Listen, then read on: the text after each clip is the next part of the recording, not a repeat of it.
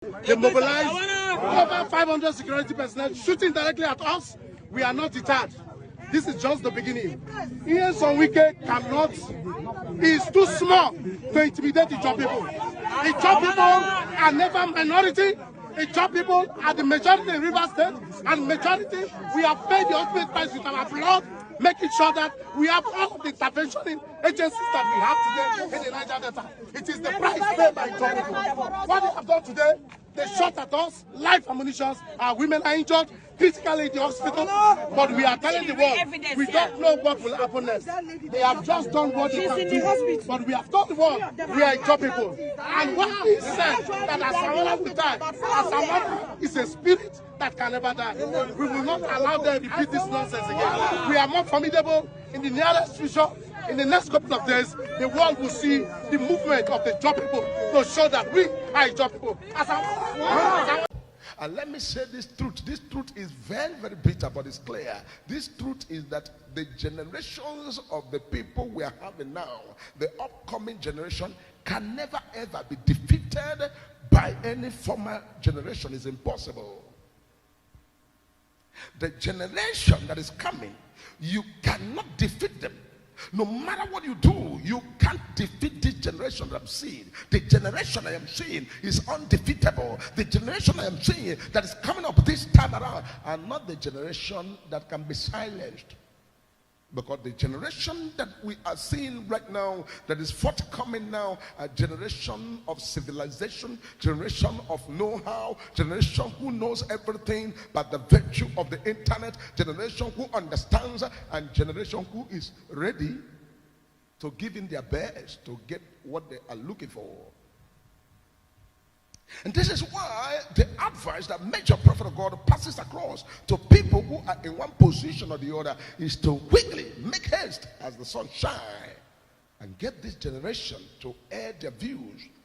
Let this generation air their mind. Search out for the views of this generation that has aired their view and that have sounded their mind. And this generation are also the same generation that will bring what's called a total change.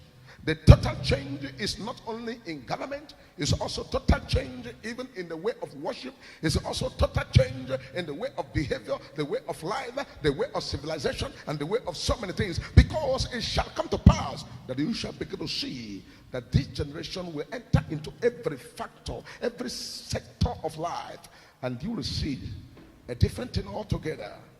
And that is a pointer, that is a clear indication, and that is a serious pointer that tells us that this generation, we must do everything possible to make sure that we hear their view and search out their view and find the best way forward. Because this generation will enthrone, and they have already enthroned people who they believe in. And people who they believe in, they have enthroned them. No matter what you say, no matter what you do, the people they have enthroned remains the people they look up to as their idols, they look up to as their leaders, they look up to as their gods, they look up to as their everything, as long as this very generation you are seeing is concerned. And this is why major prophet of God, as a prophet who sees by the grace of God tomorrow, will always bring to notice. When I talk about octopus, people think it's a joke, but you see everything played out. When I talk about some people are so endowed, and they are so in advance and highly intelligent and forward ever before, ahead. People thought it was a joke, but they saw everything playing out. So the generation of the people of this country we have now are not the generation to be silenced. They are not the generation to keep in the darkness. They are not generation that you must use force or use whatever. Because I am seeing right there in Finland what has happened just these few days ago has already enthroned the man called Simon Ekpa, already enthroned straight away there at the world level and world class. And what was looking like a joke, what was looking like a play, what was looking as if they are testing the microphone has become the real deal. And what was slated to happen has already been notified to all over the world. And everybody, including people in Nigeria and people all over the world, has already been notified as a result of what has happened, has brought about enthronement of Simon Ekpa right there in Finland. when a prophet is throwing a light is for people to understand the happenings in the realm of the spiritual, the realm of the physical, and be able to sit together and discuss what is best. But when the prophecies are given, intelligences are gathered, people give messages and advices, and these things are not taken, and they are taken for granted. It turns the other way around. There are mistakes that people make. They think this mistake we are making, is the best. But this mistake ends up never to be the best for you. So, major prophet of God is a prophet. And when a prophet speaks, a prophet will tell you what he sees in the future. And you look at it and take it for granted. You look at it and say, what's the meaning of this? There wasn't the time. Did that. The prophet will tell you what God has said, and definitely, believe it or not, what the prophet has said will surely come to pass. Because the matter I see right there in Finland, the Nigeria will run away. They can't stand the matter, because this matter has broken the international world as a result of things that played out just a few days ago. Things that played out has taken everything to the topmost realm of international breakthrough. And this is why every time I come here to give prophecy, I am not giving a prophecy of what's called a sideline prophecy. I'm not giving a prophecy of what's called tribal prophecy. I am giving what's called world class prophecy, global prophecy, so that everybody can hear it. And I am never sentimental. I make sure that I give the prophecy and the revelation the way I see it, because revelation is spiritual.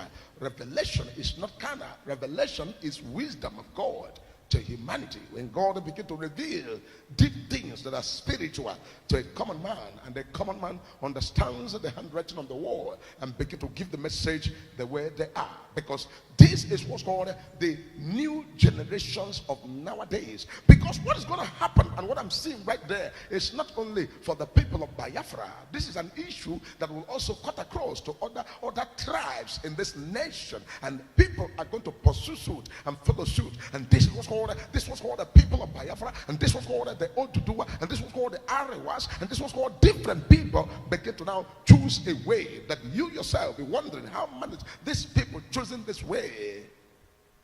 And this is what would have been on a platter of what's called a round table discussions. A round table discussions and a round table agreement. But most times, things that are supposed to be discussed and dialogued are taken for granted.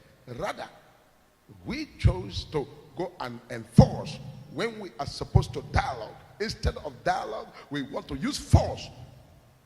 You cannot use force. You can only use what's called diplomacy. You can only use what's called dialogue. You can only use what's called discussions. You can only use what's called a sitting down agreement. But the fact is that everything has broken off right there in the international world. And that's why major prophet of God will bring every revelation the way they are. Because before they begin to happen, today, yesterday, day before yesterday, a week ago, major prophet have seen it over the years, and I prophesy all of these things. And they begin to play out. When I was giving prophecy, I said this was called litigations. I said this was called international paperwork. This was called recognition. And this was called all of these things. These are prophecies I've given like 2-3 years ago and a year ago. Because major prophet of God, nothing can happen at the back of the Almighty God. The scripture has it that before anything happened on the face of the earth, God has seen it all, and God will always tell his people. And I want to make this fact clear. In this part of the world, all the tribes in this country are very, very unique, with very special gifts that God has given to them, with very special endowment that God has given to them. And these very diversities of different ethnic groups is supposed to be a blessing and not a curse. It's supposed to be what's called a strength and not weakness. It's supposed to be called what's called wisdom. It's supposed to be what's called things put together for greater future. But it's quite unfortunate. There has never been harnessing, or what's called management, or what's called looking into these things and making these things the best out of it. What is in this world is that whatever is given is given for us to make the best out of it. If you have a talent, God has given you the talent to make best out of it. If you have a gift, God has given you that gift to make the best out of it. If you have understanding, God has given you that understanding to make the best out of it. And the moment you make the best out of whatever God has given to you, you will place yourself before kings, before great men, before people, before high, top-notch international greatness. But if you commonize it and take it for granted, kick it like a football, take falls, begin to frustrate and do gra, you waste all the special time. And this is why I keep on saying this. The tribes in this country are very unique. We are supposed to be the best in the whole universe. When I say the best in the universe, I know what I'm talking about. Because I'm a prophet, I know what's called a spiritual endowment that God has given to us in this part of the world. I know and I remember that there was a time that people from the other world will come to this world to look for our best and take them to their side to achieve their dreams and their desires. And the people from this world will go that side and help them to climb and help them to succeed. And if I tell you this, you may not believe it. All the success in any part of the world you have seen, it's as a result people who come from this place and went over there to give them the success, and they were able to manage it, harness it, and take the best out of it and project it.